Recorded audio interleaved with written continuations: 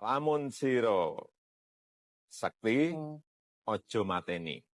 Meski kuat, jangan Meskipun menjatuhkan. kamu sakti, meskipun kamu kuat, jangan suka menjatuhkan. Yang ketiga tadi, lamun siro pinter, ojo minteri. Meskipun kamu pandai, jangan sok pintar.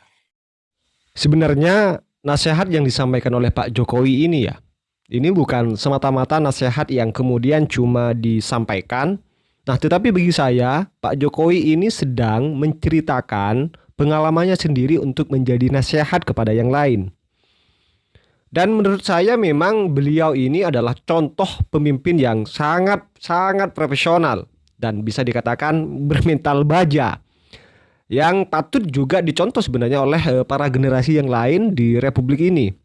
Bayangin Mirza, dari pertama kali beliau ya terpilih menjadi presiden, beliau itu kan mendapatkan banyak sekali hujatan, hinaan, bahkan beliau sampai itu ya mendapatkan ancaman pembunuhan dari lawan politiknya.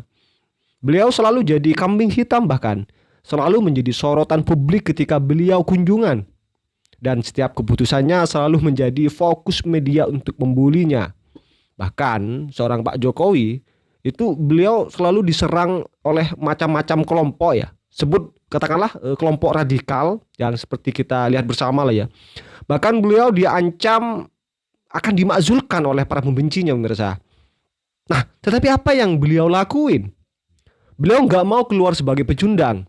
Dia tidak pernah berisik mencari pembenaran. Dia menunjukkan bahwa dia layak menjadi presiden yang dicintai rakyatnya.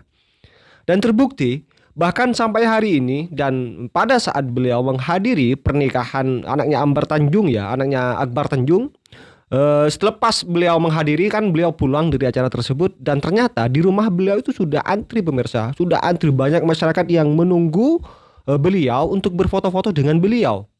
Banyak masyarakat yang ingin bertemu dengan beliau. Nah itu gokil sih bagi saya.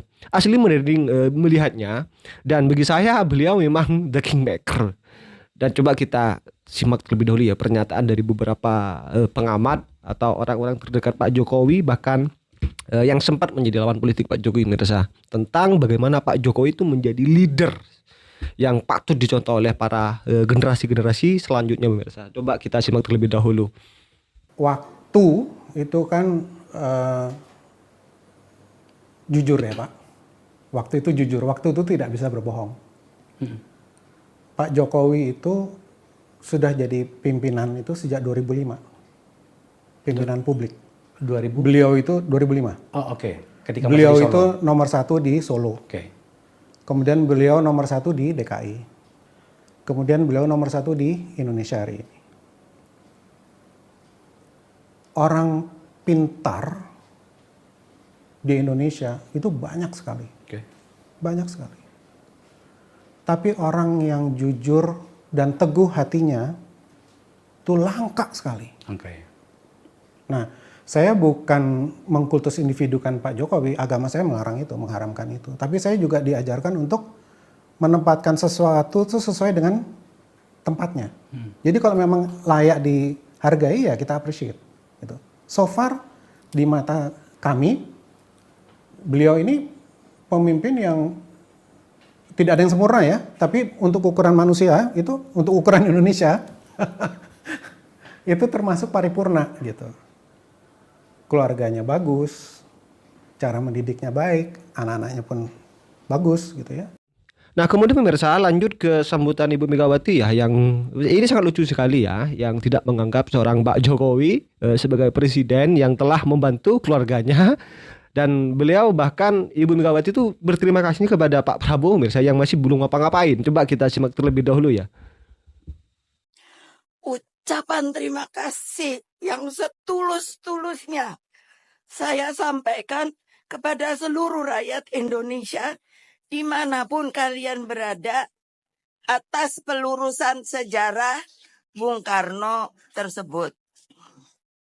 Ucapan terima kasih juga saya sampaikan kepada Presiden Prabowo Subianto yang telah merespon surat pimpinan MPR RI terkait tindak lanjut pemulihan nama baik dan hak-hak Bung Karno sebagai Presiden Republik Indonesia pertama. terutama terkait dengan ketetapan MPRS nomor 33/MPRS/1967 tentang pencabutan kekuasaan pemerintahan negara dari Presiden Soekarno. Perlu kami tegaskan bahwa ketetapan MPR nomor 1/MPR/2003 menyatakan bahwa TAP MPRS nomor 33/MPRS/1967 sebagai kelompok ketetapan MPRS yang dinyatakan tidak berlaku lagi dan tidak perlu dilakukan tindakan hukum lebih lanjut, baik karena bersifat final, telah dicabut, maupun telah dilaksanakan. Di tahun 1986, pemerintah telah menganugerahkan pahlawan proklamator kepada Insinyur Soekarno. Dan di tahun 2012, pemerintah juga telah menganugerahkan gelar pahlawan nasional kepada almarhum Insinyur Soekarno. Artinya, Insinyur Soekarno telah dinyatakan memenuhi syarat setia dan tidak mengkhianati bangsa dan negara, yang merupakan syarat penganugerahan gelar kepahlawanan. Melihat ada dua hal yang mesti dibaca dalam konteks bagaimana PDIP menyatakan tidak menjadi oposisi, siap bekerja sama dengan Prabowo Subianto, sekalipun tidak menjadikan kader mereka sebagai menteri di kabinet.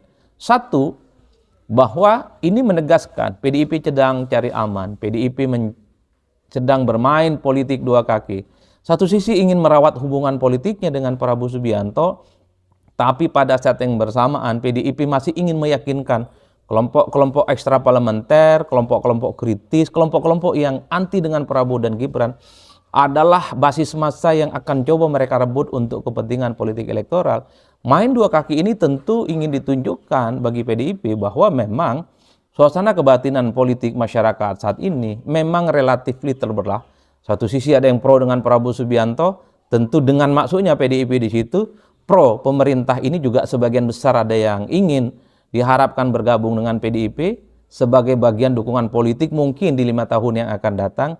Begitupun dengan kelompok di luar kekuasaan, harapannya PDIP juga mendapatkan faedah elektoral. Jadi secara politik ini bagian dari strategi bagaimana PDIP mendapatkan dua pasar politik dari kutub yang berbeda. Kutub dari kubu pro Prabowo dan kutub dari non Prabowo Subianto. Main aman dan main dua kaki. Nah yang kedua secara prinsip ya, ini kan menunjukkan betapa ada transformasi politik yang terjadi pada PDIP. Biasanya PDIP itu adalah kalau kalah pilpres dia lantang menyatakan diri sebagai oposisi. Tapi kali ini PDIP dalam berbagai kesempatan menyatakan tidak ada persoalan apapun dengan Prabowo Subianto. Menyatakan siap bekerja sama dengan Prabowo Subianto. Itu artinya ini bukan PDIP 20 tahun yang lalu. Ini bukan PDIP seperti di eranya SBY yang langsung ambil tongkat estafet perlawanan kepada SBY saat itu. Per hari ini mungkin bagi PDIP menjadi kelompok yang agresif, konfrontatif, memberikan sikap-sikap kritis kepada pemerintah secara politik juga dinilai tidak terlampau menguntungkan kepada mereka. Karena basis pemilih kita yang umurnya 17 sampai 40 tahun per hari ini itu jumlahnya sekitar 54%. Orang-orang yang umurnya 17 sampai 40 tahun adalah mereka yang tidak terlampau suka dengan politik yang penuh dengan kebencian. Tidak suka dengan politik yang penuh dengan kegaduhan, tidak suka dengan politik yang dinilai penuh dengan gonjang-ganjing dan huru-hara. Inilah yang saya sebutkan sebagai transformasi politik yang terjadi pada PDIP di tahun 2024 dan di tahun 2025. Tapi yang ketiga, ini tentu sebagai bagian bagaimana sebenarnya PDIP itu ingin merawat hubungan politik baiknya dengan Prabowo Subianto.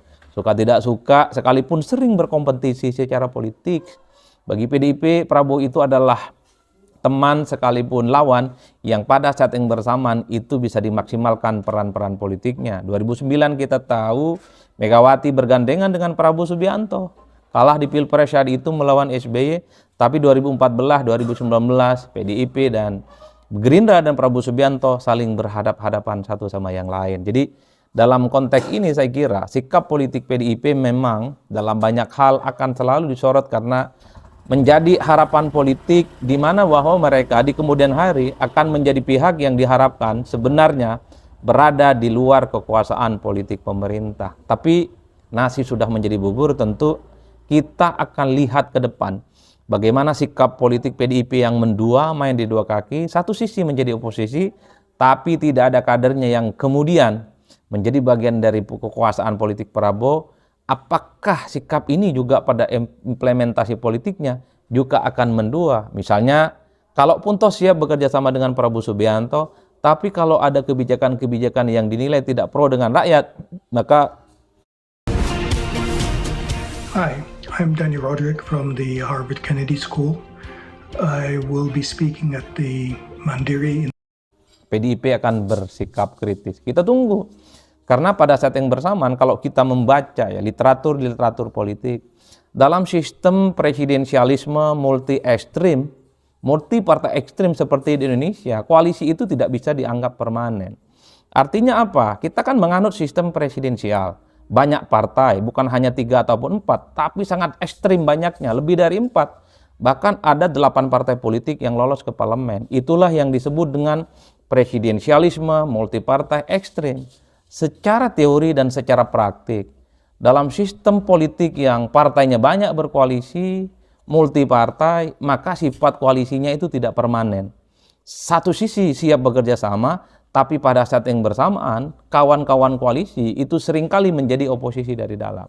Contohnya apa yang terjadi pada zaman SBY, partai-partai koalisi politik saat itu yang menyatakan dukungan politiknya kepada SBY, tapi ketika ada kebijakan politik yang dinilai tidak pro rakyat, sebut saja misalnya ada kenaikan BBM, PKS misalnya, Golkar misalnya, saat itu menolak.